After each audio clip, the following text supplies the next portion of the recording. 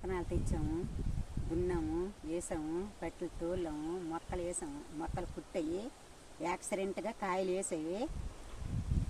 మరి ఇంకా బాగుండాలని బాగా పండిన వరకు తింటాము, ఏరుతాము, గింజలు నిలుపుతాము, ఇంటికి వెళ్ళి ఉప్పేసి ఉడకబెడతాము. చాలా రుచిగా ఉంటాయి.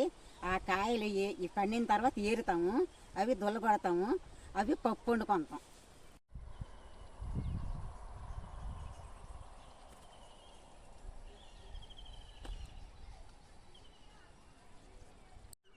హాయ్ ఫ్రెండ్స్, మా పెద్దమ్మ ఏం చెప్తుందంటే మేము పెసర చేను వేసాము, అది కాపుకొచ్చింది, ఎలా ఉందో చూద్దామా అనేసి పెసర చేను చూడడానికి వెళ్తే చాలా బాగా కాసాయి.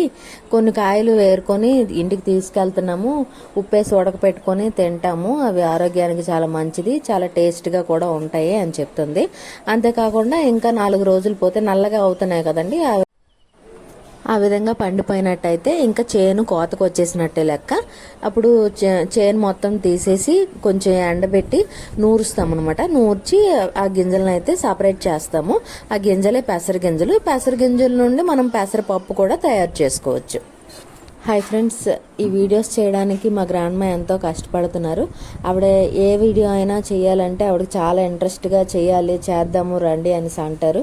మీకు ఏ విధమైన వీడియోస్ కావాలన్నా మాకు కామెంట్ చేయండి. ఆ రకమైన వీడియోస్ మా గ్రాండ్మా చేస్తారు. మా ఛానల్ని మీకు నచ్చినట్టయితే సబ్స్క్రైబ్ చేయండి, వీడియోస్ని లైక్ చేయండి, షేర్ చేయండి ఫ్రెండ్స్.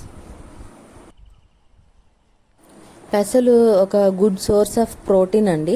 అంతేకాకుండా మనం ఇప్పుడు కాయలుగా ఉడకపెట్టి అవి అలా తింటున్నాం కాబట్టి, అంటే పెసరు గింజ మీద ఉన్న తొక్కను కూడా మనం తింటున్నాం, అంటే ఫైబర్ని తీసుకుంటున్నాం అనమాట. ఫైబర్ ఫుడ్ మనం తీసుకోవడం వల్ల కాన్స్టిపేషన్ అనేది ఉండదండి.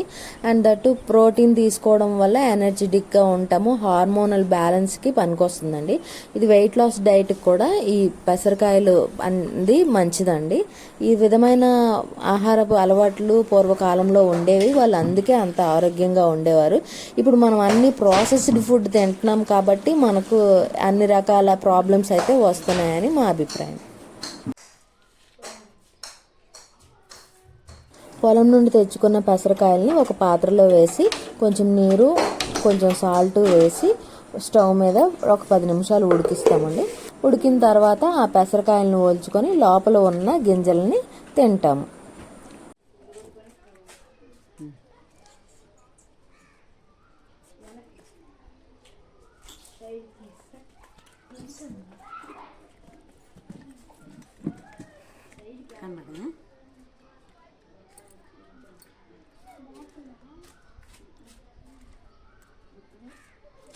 చాలా రుచిగా ఉన్నాయి, ఆరోగ్యానికి మహాబలం ఉన్నాయి, గొప్ప రుచిగా ఉన్నాయి.